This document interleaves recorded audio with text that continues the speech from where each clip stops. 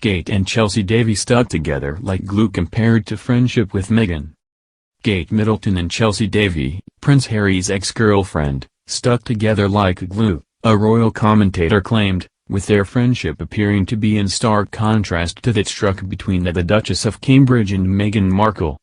Kate is tipped to diffuse the tension that will be on display between Prince William and Prince Harry when he returns to the UK next month, reports suggest. Bad blood has simmered between the brothers since Megxit. Relations further plummeted after Harry and Meghan sat down with U.S. talk show host Oprah Winfrey, divulging details about their time with the family and aiming several allegations at members. While their friendship seemed to rekindle when Harry attended Prince Philip's funeral in April, things declined again when Harry appeared in a string of broadcast interviews less than a month afterwards. Sources have now told the Daily Star that Kate will be keen on keeping any public display of tension locked away, wanting to focus their next meeting, the unveiling of a statue of Princess Diana, on the day's event. Meghan is not expected to return with Harry given that she has recently given birth to their second child, Lilibet Diana Mountbatten-Windsor. Kate and Meghan never really hit their friendship off, with many noting that hopes they would become the best of friends were doomed to fail from the start. It was in stark contrast to Kate's friendship with Chelsy Davy, Harry's first serious girlfriend. She and Harry dated on and off for 7 years, having spent lengthy periods with the family during their relationship. Chelsy and Kate, while different people, are said to have built a strong friendship. Katie Nicholl, a royal author writing in her 2017 book, Harry, Life, Loss and Love, revealed how the pair stuck together like glue. They were both outsiders to the royal family and had started dating its senior members. However, while their friendship was strong, Ms. Nicholl conceded, they were fundamentally different young women. Kate was sensible, careful, and conservative when it came to how she dressed and behaved. Chelsy was a much freer spirit who threw caution to the wind. While this didn't affect their friendship, it did change the way their relationships to the princes played out. As Ms. Nicholl noted, she loved Harry, but the fact that he was a prince was often more of a drawback for her than an advantage. Chelsy has since remained on good terms with the royal family. She was invited to Kate and William's 2011 royal wedding, as well as a string of other royal engagements. Things took a different turn between Kate and Meghan. Many royal commentators noted that there was a certain friction between the two. In 2018, reports surfaced that Meghan had reduced Kate to tears ahead of her wedding at a bridesmaid's dress fitting for Princess Charlotte.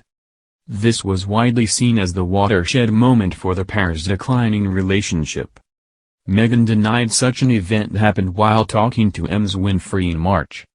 Instead, she said the opposite happened, that Kate had made her cry at the fitting and later apologized for doing so. Meghan told the U.S. talk show host, a few days before the wedding, she was upset about something pertaining, yes, the issue was correct, about flower girl dresses, and it made me cry, and it really hurt my feelings. Tom Quinn, a royal author, speaking to Channel 5's documentary, Meghan and Harry, Two Troubled Years suggested the real animosity came after Meghan and Harry moved into Nottingham Cottage near to Kate and William within the grounds of Kensington Palace. He pinpointed the residence, a small home compared to William and Kate's large apartment, as having led to friction. Mr. Quinn said, Nottingham Cottage is tiny compared to the enormous double apartment that Kate and William have. It was being pointed out to them in no uncertain terms that they weren't in the first division, because that place is held by William and Kate. Inevitably that led to friction. In Meghan's world, if you're determined enough, you can get to the top. But Meghan can't, she can't get to the top whatever she does. While many were surprised at the lack of cohesion between the two, others said it should have been expected.